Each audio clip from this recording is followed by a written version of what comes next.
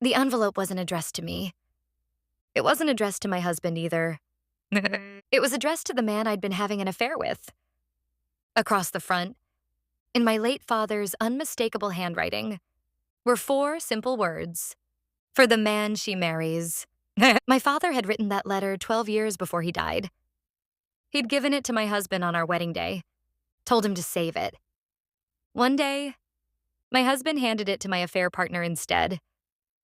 And in that moment, I realized I had already lost far more than my marriage. My name is Rachel.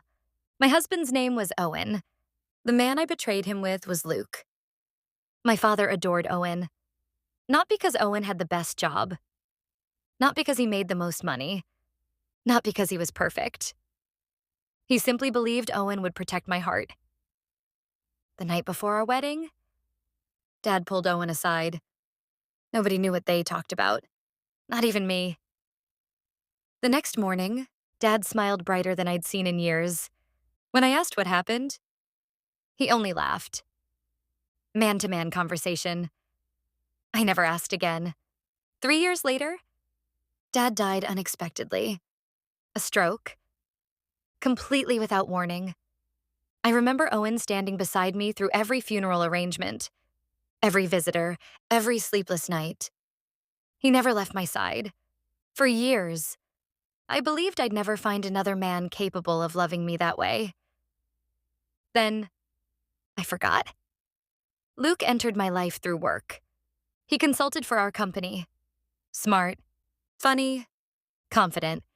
He noticed little things, complimented my ideas, remembered details. Eventually, I started looking forward to seeing him more than I looked forward to going home. The affair lasted almost a year. Owen discovered it accidentally. A hotel receipt, folded inside my purse. He didn't confront me immediately. Instead, he quietly watched. Not to gather evidence, to make sure he wasn't mistaken. When he finally asked me about Luke, I confessed everything. He listened without interrupting. When I finished, he nodded once. "I think we're done." Those 4 words somehow hurt more than shouting ever could. The divorce was peaceful, painful, but peaceful. Luke and I moved in together 6 months later. I thought that meant we'd won. Instead, our relationship slowly became ordinary. Without secrets, there wasn't much left to hide behind. One Saturday afternoon, someone knocked on our apartment door. Luke opened it. Owen stood there holding a small wooden box. "I found this while cleaning." He handed it over. "I think it belongs to you." Luke looked confused. "What is it?" I never opened it. Owen smiled softly. "It wasn't written for me." He walked away before either of us could ask another question. Inside the box was a sealed envelope. Old, yellowed. Across the front, my father's handwriting. "For the man she marries." My knees almost gave out. "No," I whispered. "He gave this to Owen." Luke looked at me. "Then why?" Neither of us knew. Slowly, Luke opened the envelope. Inside was a handwritten letter. "If you're reading this, then my daughter chose you." My throat tightened. "I don't know what kind of husband you'll become, but I know the kind of woman she's trying to become." Luke kept reading. "Rachel pretends she's stronger than she is. She'll apologize when she isn't wrong. She worries everyone will leave. She laughs when she's nervous. She'll tell you she's fine because she's afraid of becoming a burden." Tears blurred my vision. Dad knew me better than I knew myself. Luke turned the page. "You'll have difficult years. Every marriage does. When those years come, don't ask yourself whether she's worth fighting for.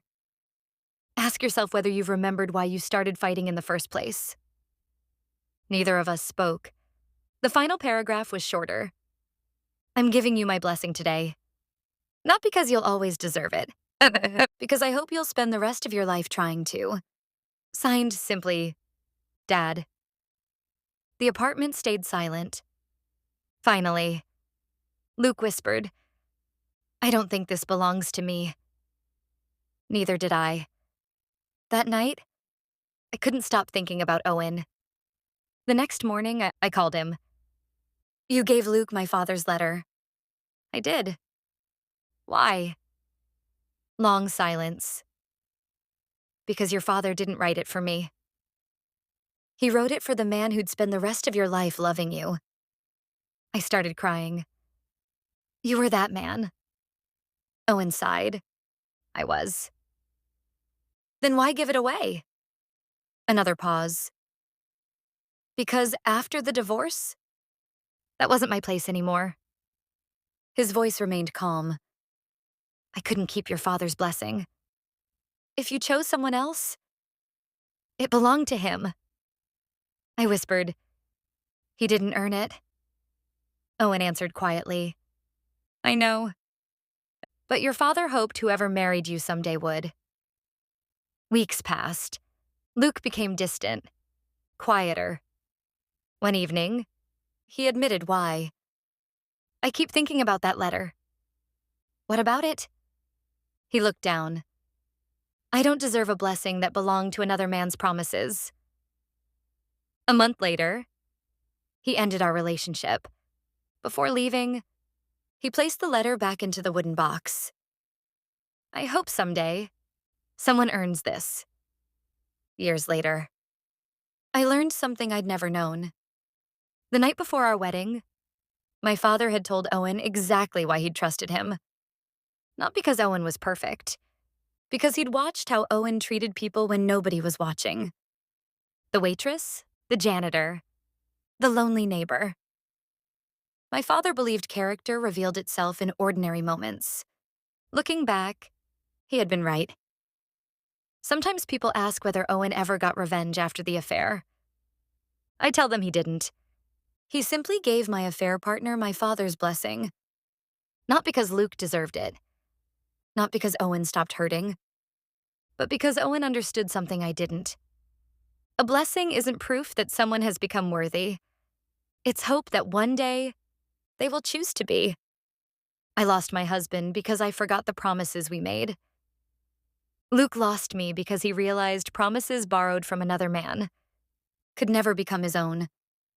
And the greatest act of love I ever witnessed came from the man who quietly gave away something that had always been meant for him.